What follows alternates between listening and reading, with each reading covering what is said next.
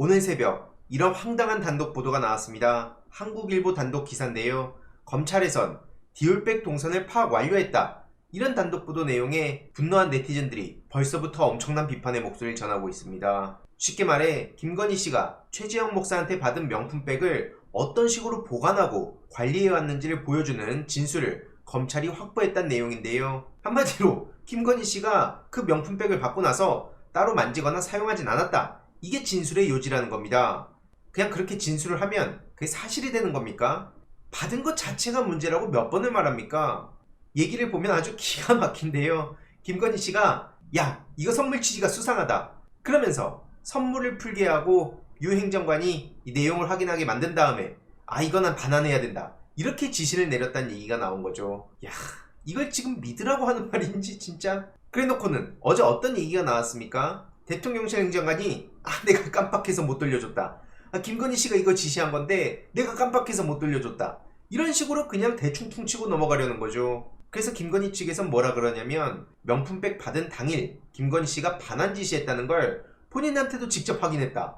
야 진짜 세상을 얼마나 우습게 알면 저런 식으로 말로 대충 때우려고 할까요? 그리고 지금 친윤 이철규 의원의 과거 발언이 또 저런 해명에 발목을 잡아버리는데요. 그냥 각자 따로 노는 오합지졸이란 말밖에 안 나옵니다. 절차를 거쳐서 국고에 귀속된 물건을 반환하는 거는 국고 횡령이다. 친윤 이철규 의원이 과거에 이렇게 말을 했던 겁니다. 그러므로 누구도 반환을 못한다. 저 명품백은 대한민국 정부 거다. 그렇게 얘기를 했는데 이거 어쩌죠? 김건희 씨는 무슨 당일날 반환 지시를 했다며요. 이렇게 봐도 이상하고 저렇게 봐도 이상하고 자기들끼리 말이 맞지도 않고 뭐 저런 집단이 다 있나 싶습니다. 아무튼 저들의 목적은 뭐겠습니까? 당시 명품백이 최재형 목사한테 바로 반환되지 않은 건 저 유 행정관이 까먹었기 때문이다. 그래서 그 사람의 탓이다. 이렇게 정리할 가능성이 높아졌다는 얘기를 하고 있는 겁니다. 애초에 말도 안 되는 거죠. 또 꼬리 자르기입니까? 검찰이 확보한 진술을 바탕으로 이런 사실관계들이 확인되면 수사 결론에 가까워질 전망이다. 이런 얘기를 하고 있는데요. 한마디로 슬슬 군불 지피고 있는 거죠. 이제 어느 순간 다른 이슈들이 주목받을 때 조용히 털어주려는 거 아니겠습니까? 하지만 알선수재, 청탁금지법 위반 이게 또 중요한 문제라고 진작부터 얘기 나오지 않았습니까? 실제로 권익위에서도 지금 완전히 날아갔는데 소수 의견으로 이런 말들도 있었습니다. 알선수재 성립할 여지가 있다. 그리고 대통령 기록물 아니다. 이런 얘기들이 나왔었지만 이건 말 그대로 소수 의견에 불과했던 거고요. 대통령 기록물로 판단할 건 어려울 거다. 이런 얘기와 형법상 알선수재와 부패방지법 위반에 해당한다는 의견도 나왔었지만 이걸 대놓고 뭉긴 게 권익입니다. 그래서 권익위 내부에서도 일부 반발이 있었지만 어쨌든 대부분은 자신의 영달을 위해서인지 그냥 김건희 성역화에 앞장섰었죠. 그래서 국민권익위원회가 아니라 국민건의위원회다. 건의권익위원회다. 뭐 이런 말들까지 나왔던 거 아닙니까? 아무튼 한국일보의 마지막 부분에 이런 내용이 담겨 있는데 이것도 좀 기가 막힙니다. 다만이라고 하면서 유 행정관이 김건희 씨 사람이라는 점, 코바나에 방치했다던 가방이 관저까지 옮겨졌다는 점, 이런 건 신뢰하기 어렵기 때문에 검찰이 다른 경로를 통해서도 의문점을 해소해야 할 것으로 보인다. 이렇게 얘기하면 앞서 쭉 열심히 김건희 씨 측 입장에서 얘기했던 게 없어지는 겁니까? 아무튼 지금 검찰이 대충 덮어주고 그냥 넘어가려고 한다면 이 역풍을 어떻게 감당할 수 있겠습니까? 이러니 해당 소식을 접한 시민들은 한국일보에 대해서도 엄청난 비판의 목소리를 내고 있고요. 당연히 저 김건희 측의 해명에 대해서도 납득할 수가 없다는 얘기가 나올 수밖에 없습니다. 게다가 지금 부산 면세점 에코백 관련해서도 또 거짓말 정황이 드러났는데요. 부산에는 신라 면세점이 없었다는 겁니다. 이 서울의 서리에서 공개한 이 에코백, 최재형 목사가 9월 13일 오후 3시에 이걸 봤다는 거 아닙니까? 요 에코백과 종이백을 든 사람들이 앉아서 대기 중인 걸 봤다. 그래서 이게 굉장히 중요한 내용이 됐었는데 이후로 대통령실에서 뭐라고 해명했습니까? 이들이 대통령실 직원이었고 보고서를 갖고 있었던 거다. 그런데 중요한 건 부산에는 1990년 이후에 30년 넘게 신라 면세점이 입점한 적 없었다는 거고요. 그런데 당시 신라 면세점 에코백을 들고 있던 사람이 대통령 비서실 조무행정관이고 그 안에 보고서가 있었다고 하는 게 어떻게 신뢰하란 말입니까? 신라 면세점 관계자가 직접 저렇게 얘기를 한 거고요. 89년, 90년에 잠깐 부산에서 면세점 운영했던 것 외에는 부산에 면세점이 없다는 겁니다. 만약 김건희 측 주장이 맞아떨어진다면 저 조모 행정관이 무려 30년 전에 부산 신라 면세점에서 저 에코백을 받았다는 말이 되는 겁니다. 말도 안 된다는 얘기인 거죠. 그래놓고는 첫 입장을 낸다는 게 비열한 정치 공작이다. 이건 영부인이라서 이렇게 털리는 거다. 정쟁화된 거다. 이런 말을 하고 있는 게 가당키나 합니까? 말도 안 되는 헛소리라는 거고요. 심지어 김건희 씨의 번호도 모른다던 이종호 씨, 이 블랙펄 인베스트먼트 전 대표도 지금 논란이 계속해서 커지고 있습니다. 압수수색 당시에 핸드폰을 왜 파손시킵니까?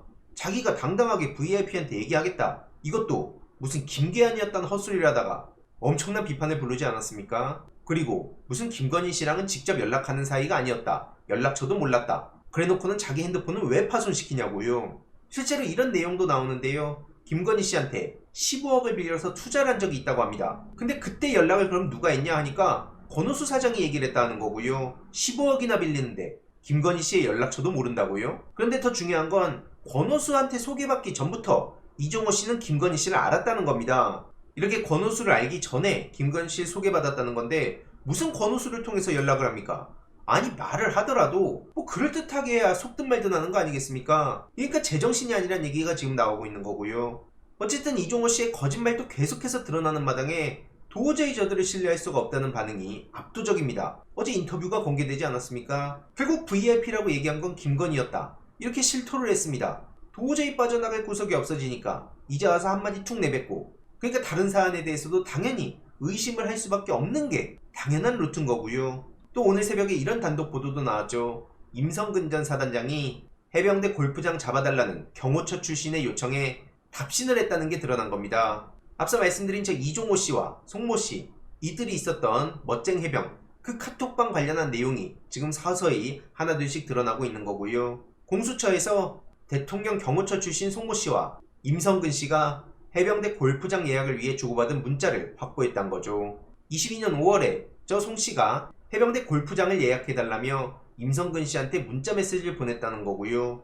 이런 사실이 드러나자 이건 근데 우연하게 그냥 인사나기 전에 안부를 묻다가 만난 거지 골프 모임은 아니다. 이런 식으로 해명을 하고 있고요. 결국에는 저 둘의 관계를 파악하는 게 구명로비 의혹을 규명하는 실마리가 될 것으로 보고 공수처에서는 다른 날에도 골프를 쳤는지 이 정황에 대해서 조사 중이라고 합니다. 이 또한 대충 뭉갤 수 없는 정도까지 온 거고요. 이런 이에 대해서도 해병대가 어쩌다 이렇게까지 됐냐, 모든 게 개판 5분 전이 됐다, 다 탄핵하고 책임자들 감옥 보내야 된다, 이런 반응들이 이어지고 있고요. 그러든 말든 대통령실에서도 저렇게 버팅기는 거 보면 참 세상 돌아가는 거 모르는구나 싶습니다. 탄핵 사유가 뭐냐? 위헌적인 불법 청문회에 대응할 수 없다. 이게 지금 대통령실 고위 관계자 입에서 나온 말이고요. 이재명 대표 구하려고 지금 민주당이 무리수를 두고 있는 거다. 오히려 나중에 민주당이 심판받지 않겠냐, 이런 헛소리를 정신 못 차리고 그냥 내뱉고 있는 거고요. 그러든 말든 민주당은 22대 들어와서